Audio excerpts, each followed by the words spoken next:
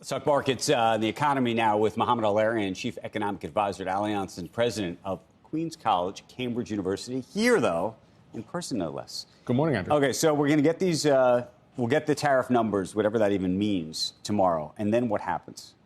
So one of two things happen.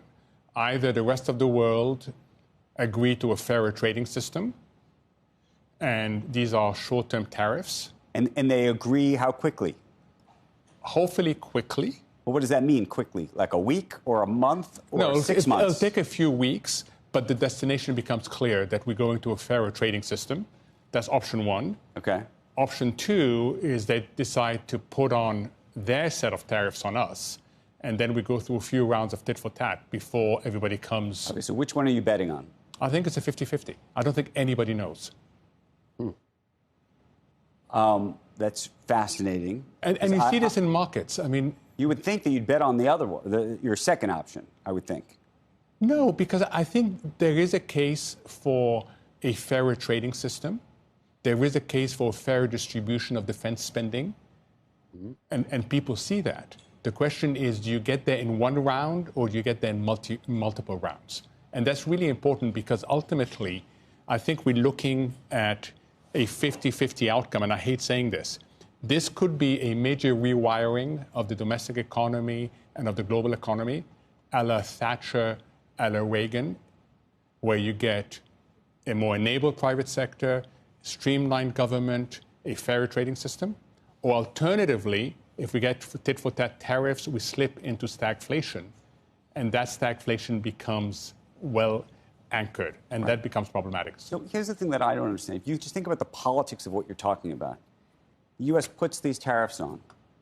What do you think the reaction is in any of the countries where the tariffs are being put on? Do you think that the people say, that seems fair, we're cool with this, and they put no pressure on their politicians or anybody else to do anything? That's when you say... Don't they already have tariffs? Don't they already have... They're the ones that started it. They started it.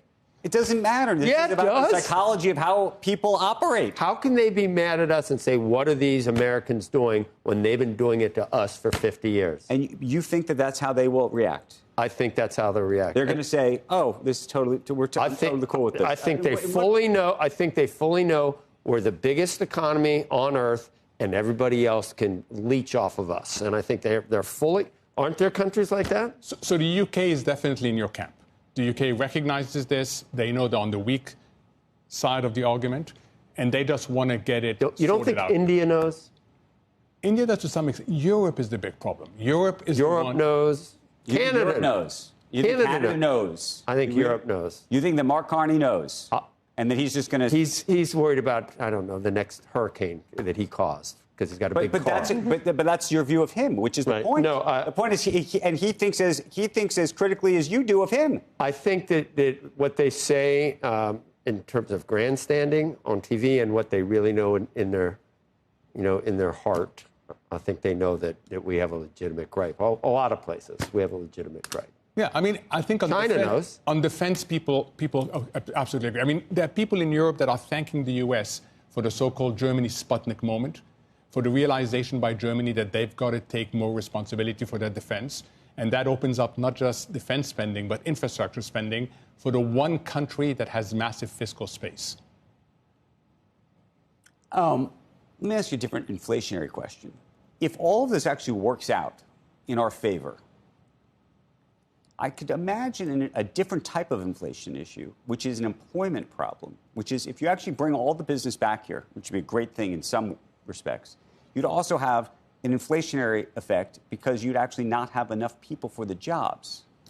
But it takes time. I think the major issue now in inflation is that the supply chains are getting disrupted again, and people have a recent memory of inflation. That's the problem, is they remember when we spiked at over 9%.